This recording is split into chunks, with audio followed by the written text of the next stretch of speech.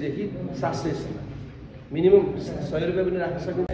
हामीलाई ठीक हुनुहुन्छ तपाईँ आफ्नो तरिकाले कुरा गर्नुहोस्। तपाईँलाई हामीले भने खाएर यहाँ बोल्न आउने नखाएर बोल्ने हो।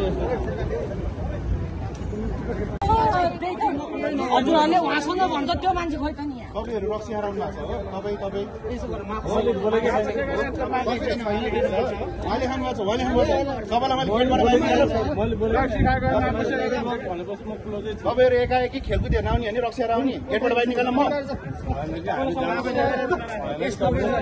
फेरि हेर्न आउँदाखेरि कसै गर्नै नहुने भन्ने होइन। हेर्नुहोस् है म बोलेकै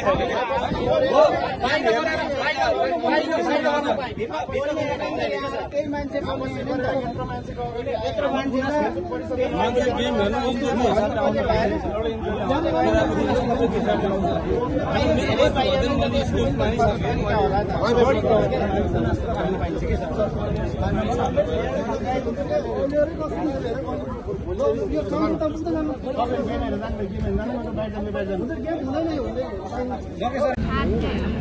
ए 700 होइन र 700 भन्दै थियो त पत्रकार सम्मेलनमै भनेको थियो त। नेपाल भलिबल सङ्घले पत्रकार सम्मेलन गर्दा 100 देखि 700 सम्म हुन्छ, अधिकतम 700 भन्दै थियो त। ए कहिलेबाट भएको 800 फेरि? ए यसरी पेनले नै 800 बनाउनु भएको रहेछ है। अब हस्तकला हो र जेले गर्दैन भने जति ल्याउँदैन भयो नि। ए 700 रुपियाँ भन्दै थियो कि यो 700 भन्दै थिए, आज 800 लिए रहेछ। हिजोसम्म 600 500 दिएको र आज त एक दिनमा ट्याक्कै फाइनल भएर होला कि 300 बढिहालेछ नि। ए यो त अलिकति नहुनु पर्ने हो। साह्रै बिजोग पनि भयो क्या। ठिक छ।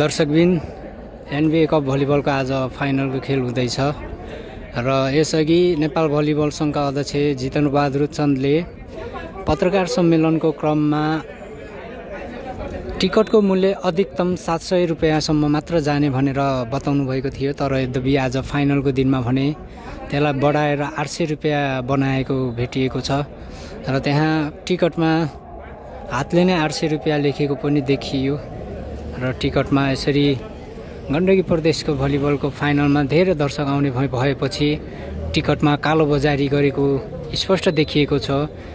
नेपाल भलिबल सङ्घ आफैले बोलेको कुरामा आफै अडिग रहेन। भलिबल चलाउँदै गर्दा आम भलिबल प्रेमी दर्शकहरूलाई महँगो चर्को शुल्क लिने गरी चाहिँ यसरी गरिएको छ। टिकट मूल्य अचानक 700 पुर्याएको छ। हिजोसम्म मात्र 500 रुपियाँ थियो भन्ने पनि केही दर्शकहरूले बताउनु भएको छ।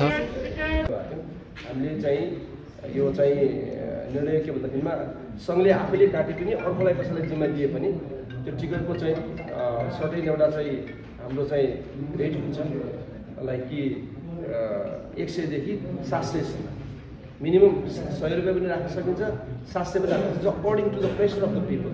त्यो कुरालाई चाहिँ हामी डिसाइड गर्छौँ। 725 प्रतियोगिताहरू भयो, जिल्लादेखि लिएर स्थानीय निकायदेखि लिएर केन्द्रसम्म 700।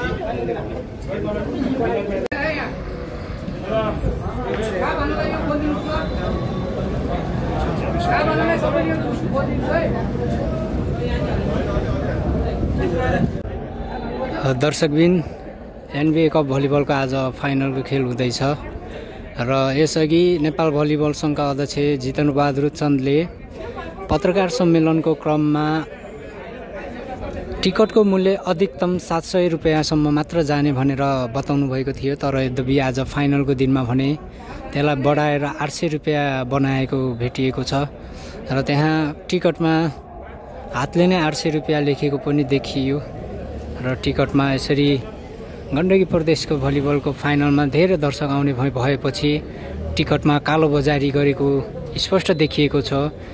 नेपाल भलिबल सङ्घ आफैले बोलेको कुरामा आफै अडिग रहेन। भलिबल चलाउँदै गर्दा आम भलिबल प्रेमी दर्शकहरूलाई महँगो चर्को शुल्क लिने गरी चाहिँ यसरी गरिएको छ। टिकटमा टिकट मूल्य अचानक 700 पुर्याएको छ। हिजोसम्म मात्र 500 रुपियाँ थियो भन्ने पनि केही दर्शकहरूले बताउनु भएको छ।